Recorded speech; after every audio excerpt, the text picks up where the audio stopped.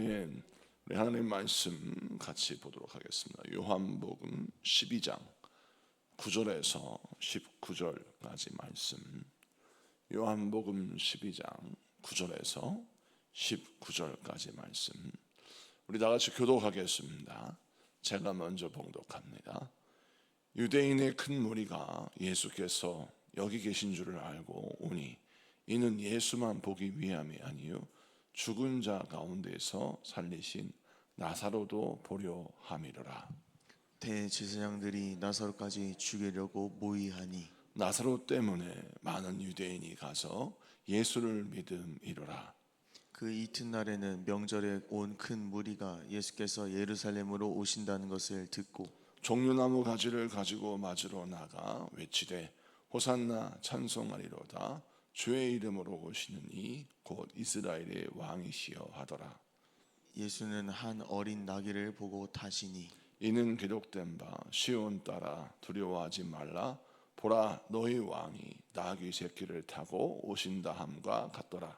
제자들은 처음에 이 일을 깨닫지 못하였다가 예수께서 영광을 얻으신 후에야 이것이 예수께 대하여 기록된 것임과 사람들이 예수께 이같이 한 것임이 생각났더라. 나사로를 무덤에서 불러내어 죽은 자 가운데서 살리실 때에 함께 있던 무리가 증언한지라.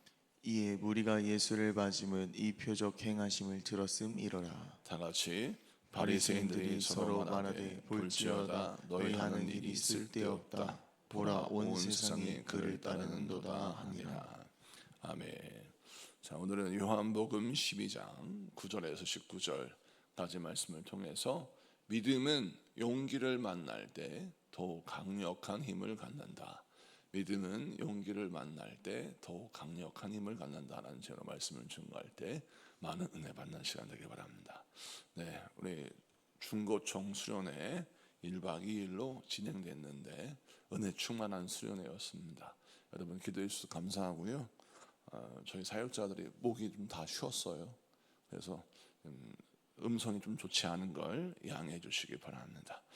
네, 오늘 본문 말씀을 보면 예수님께서 나사로를 되살리신 이후의 사건이 기록되고 있는데 오늘 9절 말씀에 보면 유대인의 큰 무리가 예수께서 계신 줄 알고 예수님을 만나러 오기도 했지만 누구를 보러 왔냐면 죽은 자 가운데 살리신 나사로도 보려 함이라 라고 말씀하고 있습니다.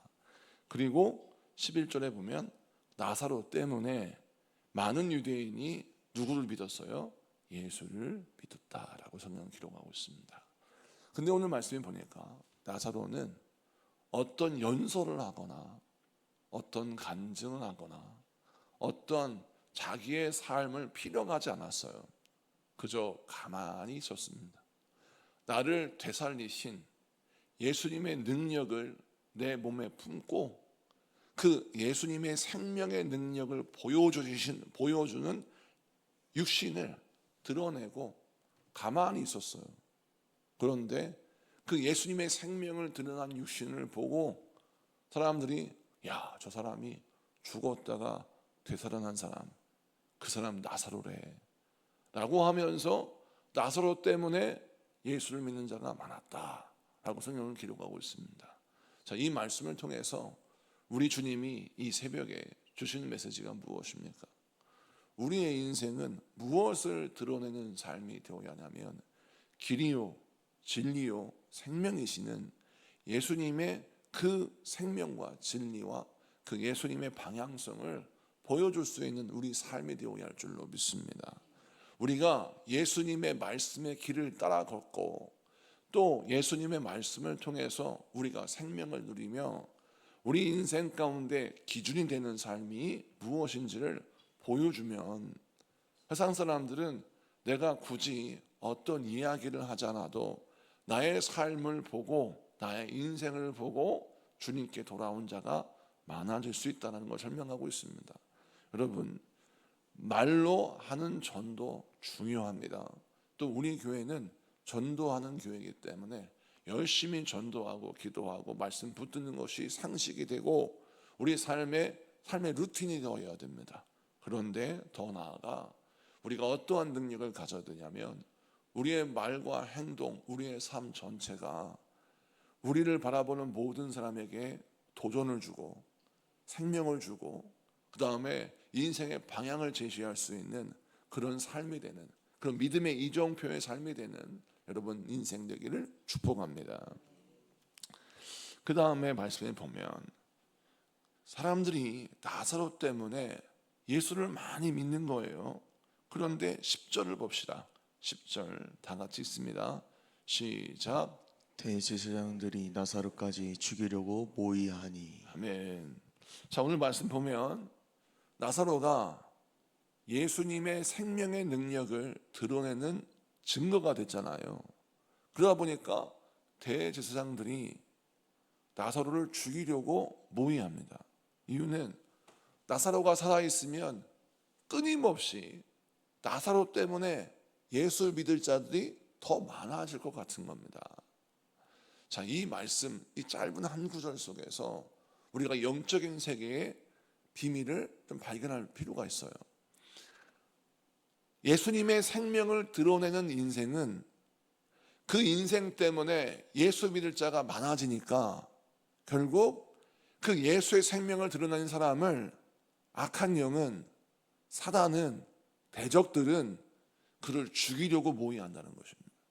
그를 회방하고 그를 넘어뜨려서 결국 예수의 생명이 드러나지 않게 만드는데 온 힘을 기울인다는 것이죠. 이 말씀을 여러분에게 적용시켜 볼까요? 여러분이 하나님의 뜻 가운데 살고 여러분의 삶이 예수의 생명을 증거하는 삶이 되면 자연스럽게 사단은 회의를 해요. 아무개 집사가 요즘 은혜 받았다. 지금 그대로 내버려 두면 저 사람 때문에 예수 믿는 사람이 너무나 많아져. 그러니 가만 놔두면 안 돼. 그 아무개 집사를 홍구멍을 내야 된다. 그를 회방해야 된다. 그를 넘어뜨려야 된다. 라고 해서 그들이 공격하는 것입니다. 그러면 그런 공격을 받는 우리들은 어떤 착각을 하면 안 돼요? 내가 무슨 지은 죄가 많길래 이런 어려움을 당할까? 내가 무슨 허물이 그렇게 많길래 내가 이렇게 환난을 당할까? 라고만 생각하지 말고, 아하, 내가 예수님의 말씀에 순종하고 예수님의 뜻대로 인생을 살려고 몸부림치는데 마귀가 긴장되나 보다. 이렇게 생각하면서 여러분, 내게 가야 할 길 어떤 길이냐면 믿음의 길, 예수 생명을 드러내는 길을 여러분 주저함 없이, 두려움 없이 걸어야 될 줄로 믿습니다. 주님께서 내 인생길 인도하시고 내가 주의 말씀에 순종하는 삶을 살고 있다면 그런 사람은, 그런 성도는 절대 여러분 회방에 있다 할지라도 두려워하지 말고 믿음의 길을 굳건히 걷는 여러분에게 축복합니다. 그 다음 말씀을 좀 보면 예수님께서 이제 예루살렘으로 입성하시는 장면이 등장합니다. 자, 우리 같이 봅니다. 11절, 12절, 13절 다 같이 봅니다. 시작. 그 이튿날에는 명절에 온 큰 무리가 예수께서 예루살렘으로 오신다는 것을 듣고 종려나무 가지를 가지고 맞으러 나가 외치되 호산나 찬송하리로다 주의 이름으로 오시는 이 곧 이스라엘의 왕이시여 하더라. 아멘. 우리가 잘 알다시피 예수님께서 예루살렘에 입성하시는 이유는 무엇이냐면 이제 예수님께서 예루살렘에서 말씀을 전하시고 곧 이어 십자가에 못 박혀 죽으시는 그 고난을 짊어지시기 위하여, 십자가를 짊어지시기 위하여 예수님이 예루살렘에 입성하시는 겁니다. 그러면 예루살렘에 입성하시는 것은 무슨 상을 받으러 오시는 것이 아니라 십자가를 지시러 오시는 것이죠. 그런데 이 예수님의 예루살렘의 입성을 사람들이 막 환영해요. 환대해요. 그리고 종려나무 가지를 막 깔아요. 이건 뭐냐면 왕의 입성을 상징하고 또 어떤 우리의 메시아요 구원자가 되는 존재를 환영하는 듯한 환영 이벤트를 하는 것입니다.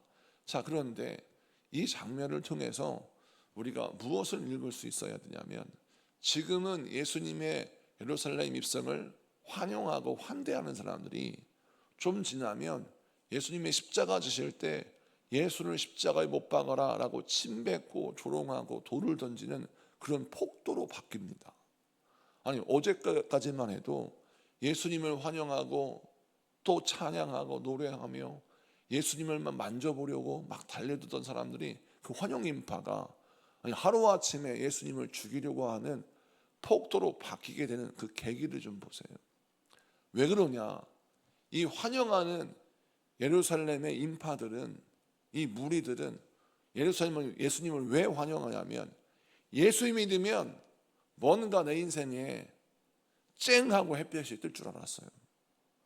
예수를 믿으면 예수님이 군대를 동원해서 예루살렘을 로마의 치하에서 구원하고 유대인의 왕국을 만들어서 내가 참 잘 먹고 잘 살 수 있는 그런 유토피아, 그 낙원을 이 땅에 건설해 줄 줄 알았어요. 그래서 예수님이 오실 때 그렇게 환영을 한 것입니다. 그런데 시간이 지나면서 보니까 예수님의 구원의 방식이 내 방식과 틀린 거예요. 예수님이 나에게 허락하시는 선물이 내가 기대하는 선물이 아니에요. 예수님이 우리에게 천국 영생을 허락하시고 우리의 죄를 사해 주셔서 우리가 죄 사함 받고 구원을 얻어서 하나님의 백성, 하나님의 자녀가 되어 저 천국의 영생을 누릴 수 있는 은혜를 주셨단 말입니다. 그런데 이 은혜는 백성들이 달가워하지 않습니다. 왜? 당장에 내 손에 쥐는 것이 아니라, 아니 죄 사함 받는 거 그 나중에 받으면 되는 거 아니요? 아니 천국 가는 것도 아니 막말로 아니 지금 천국 가는 게 아니고 나중에 가는 건데, 나는 지금 배고프고 나는 지금 힘들고 나는 지금 고통스러운데 아니 나중에 받는 구원이 뭐 그리 대단한 구원이라고, 정말 나 실망스럽네 라고 하는 실망이 가득 차버리는 거죠. 여러분, 예수님이 우리에게 주시는 그 은혜가 내 안에서 어떠한 반응을 일으키냐에 따라서 내가 진짜 구원받은 사람인지 구원받지 못할 사람인지 천국 갈 사람인지 지옥 갈 사람인지가 그 반응에서 엿볼 수 있는 거예요. 말씀을 들어요.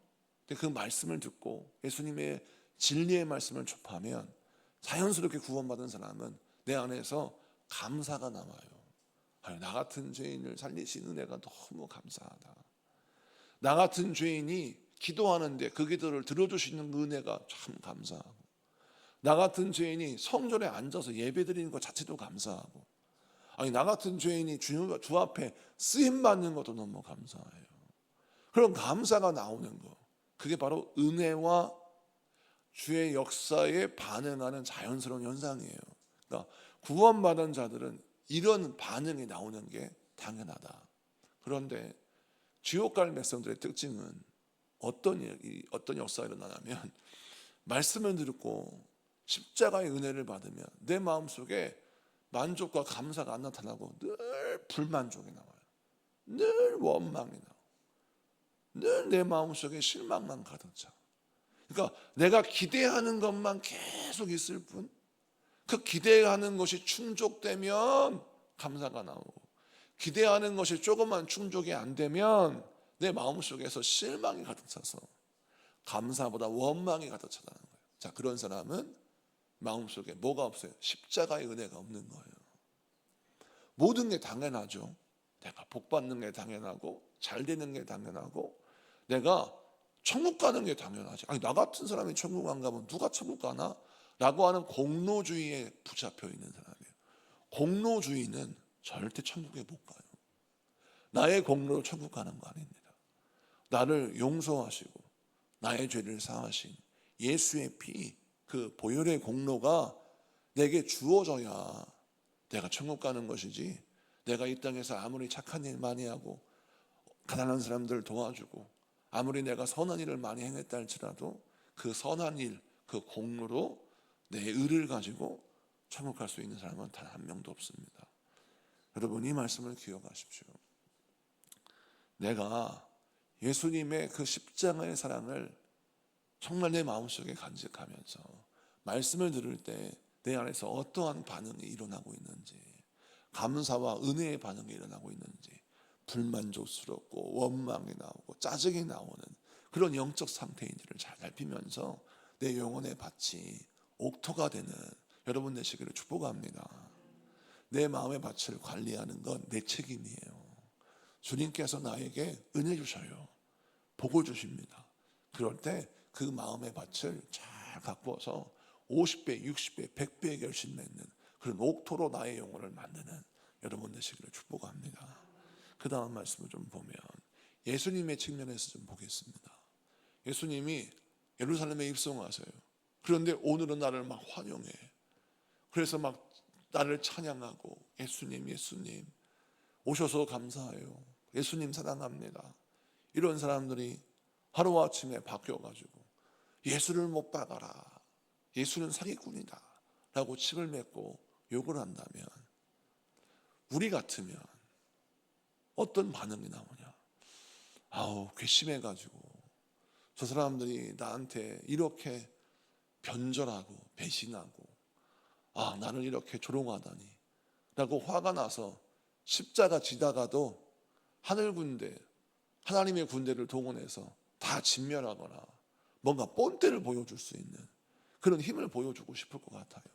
근데 예수님은 환대를 받는다고 해서 뭐 우쭐해 하시거나 십자가의 고난을 당하신다고 해서 막 화를 내시거나 그러지 않으시고 환대를 받든지 거절을 당하든지 환영을 받든지 사람들이 조롱하든지 우리를 향한 예수님의 사랑은 동일합니다. 성령을 보세요. 예수님은 상황과 환경과 사람에 따라서 당신의 사랑의 질이 바뀌는 법이 없어요.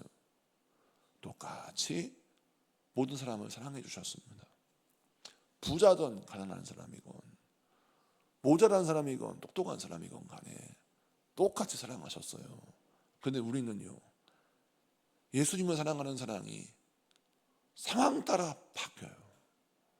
잘 되면 사랑이 막 충만해. 그런데 내가 조금 서운한 일이 생기면 예수님을 사랑하는 사랑의 질이 확 떨어지는 거예요. 상황 따라 바뀌는 사랑의 질, 이걸 우리가 놓고 회개해야 합니다. 우리는 십자가를 짊어지는 사람이에요. 우리는 예수의 은혜를 짊어지는 사람이 되어야 합니다. 예수님을 좋다고 또 따라다니는 그런 어떤 무리가 아니라 예수님의 곁을 지키고 예수님을 일관되게 사랑하는 예수님의 제자가 되어야 하는 것이죠. 자, 그렇다면 우리가 어떻게 성장해야 될까요? 믿음을 막 크게 가져라. 이것보다도 어떤 믿음이 있어야 되냐면 어떠한 환경과 상황에 올다 할지라도 용기를 잃지 말아야 합니다. 예수님을 사랑해요. 예수님을 높여드립니다. 이런 인생을 살아가는데 어떤 사람들은 그렇게 살다가 서운한 마음에 들고 속상한 마음에 들고 어려운 고난과 환난이 닥쳐요. 그런 상황이 온다 할지라도 사랑의 질이 바뀌지 않고 믿음으로 끝까지 주님을 사랑할 수 있는 그런 영적인 뚝심 그리고 용기가 필요한 것이죠. 자, 그런 삶을 살 때에 그런 사람을 통해서 하나님이 일하시고 역사하시는 거예요. 자, 소도에 등장했던 나사로를 보세요. 사람들이 자기 때문에 예수 믿는 사람이 많아졌어요. 감사한 일이죠. 그것 때문에 또 사람들이 자기를 죽이려고 합니다. 나사로의 입장에서 보면 정말 겁나는 일이에요. 아니, 나 때문에 예수님이 영광 받으시는 일이 일어나지만 나 때문에 저 사람들이 마음이 불편해서 나를 괴롭히고 나를 죽이려고 해. 겁나는 상황이죠. 그런데 나사로는 그 상황 속에서 예수를 감춥니까? 자기를 숨깁니까? 그렇지 않습니다. 자기를 그대로 드러내요. 용기를 갖고 나를 살리신 예수님을 드러낸단 말이에요. 그랬더니 주의 역사가 더 강해지는 것입니다.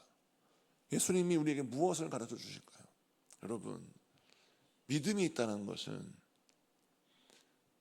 내가 하나님의 은혜를 가지고 나를 통해서 하나님이 일하실 계획을 가지고 계시다는 거예요. 그러면 그런 사람들은 용기를 갖고 그 믿음을 드러내는 삶을 살아야 돼요. 용기를 갖고 그 믿음으로 살기로 작정하면 주님이 여러분에게 뭘 주시냐면 강력한 힘을 더하십니다.